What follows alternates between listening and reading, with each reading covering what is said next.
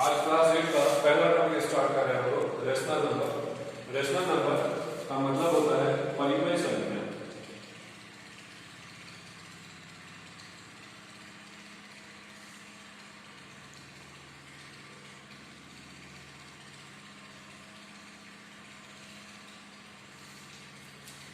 सबसे पहले तो ये करेंगे कि रेशनल नंबर कहते हैं किसको। रेशनल नंबर यानी कि हर वो नंबर रेशनल नंबर होता है जिसे हम p बाई q के फॉर्म में लिख सकते हैं। कहने का मतलब कि अगर कोई पूछे कि व्हाट इज रेशनल नंबर तो हम कह सकते हैं, जैसे पहला टॉपिक हमारा आता है what is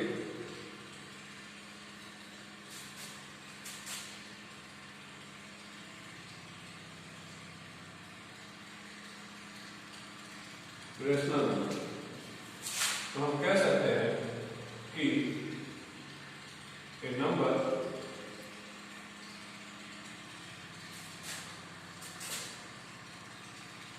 which is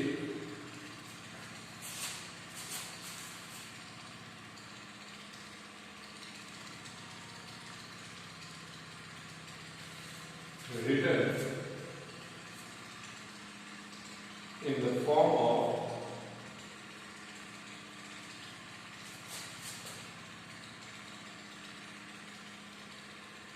p by q,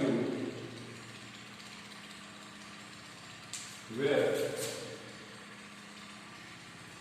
q is not equal to 0, that is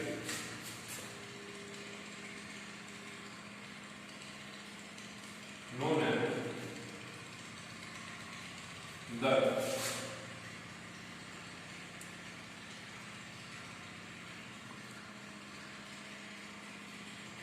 rational number. ये तो हमारा टॉपिक हो गया कि हम रेशनल नंबर कैसे लिखते हैं।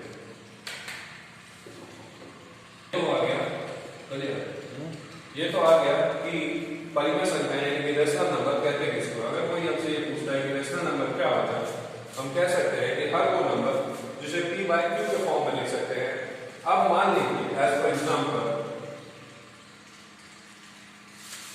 हमारा 0, 1, 2, 3, 4.3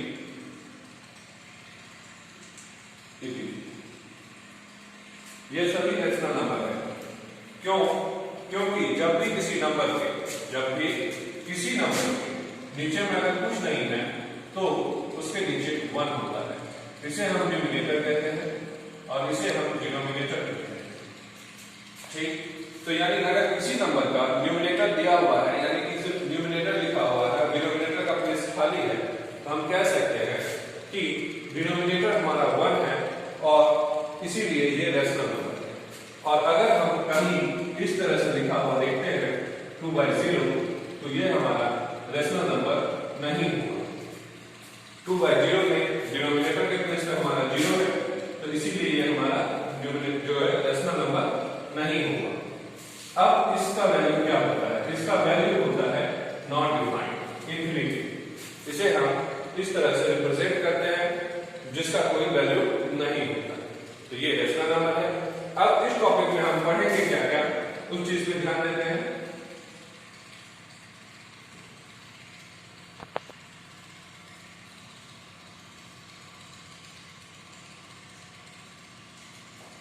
इसमें हम पहला टॉपिक पढ़ेंगे add, b subtract, c multiplication और d division।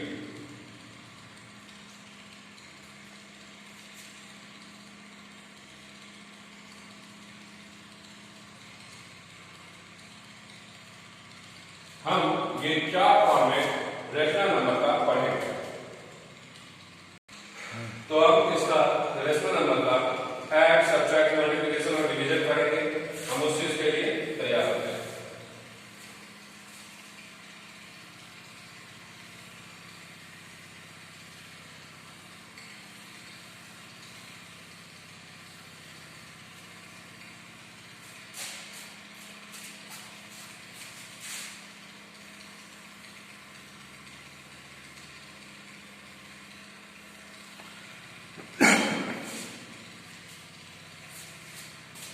अब हम लोग जो पहला ध्यान देंगे ऐड।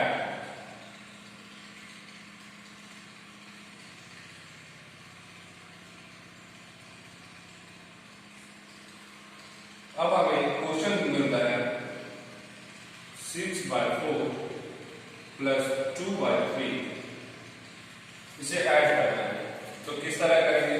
सबसे पहले हम 4 और 3 का एलसीएम लेंगे।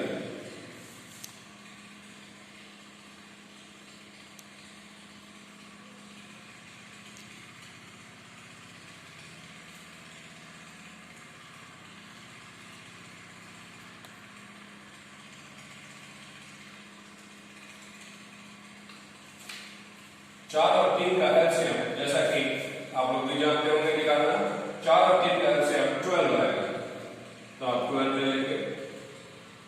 अब इसको इससे डिवाइड करते हैं, 4 डिवाइडेड 12 करते हैं तो 3 बार में ये डिडक्ट होता है। तो ये जो 3 है,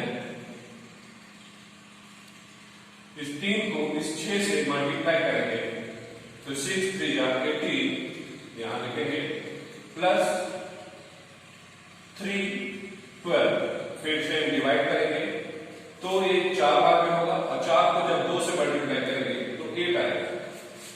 18 प्लस 8 26/12 आता है।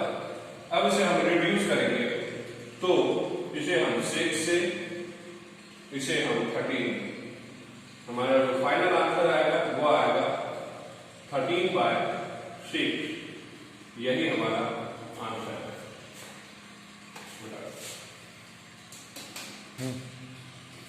अब दूसरा क्वेश्चन देखते हैं। दूसरा क्वेश्चन है 4/3 प्लस 2/5 प्लस 3/2।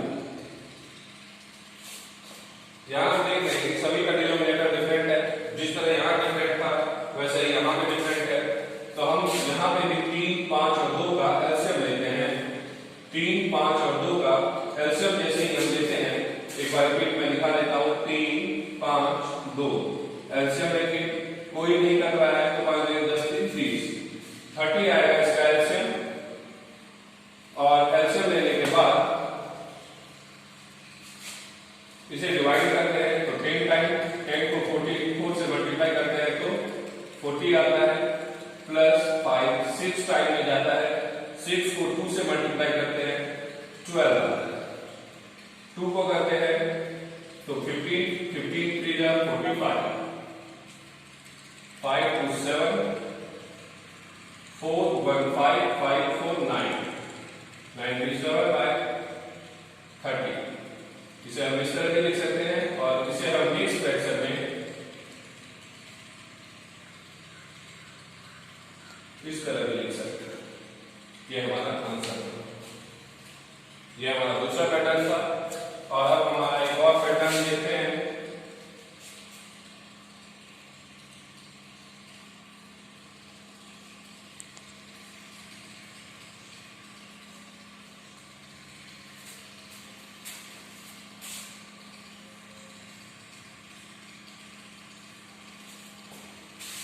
यहां में 2 का लिया, यहां 3 का, और यहां पे 4 का ले रहे हैं। अब 2 2 10 4 देखते हैं। जो डिनोमिनेटर है हमारा, इसका हम एलसीएम लेंगे तो 2 2 10 4 डिवाइड करते हैं, 2 1 1 5 2 5 10 2 20, एलसीएम लिया हमने 20 आया।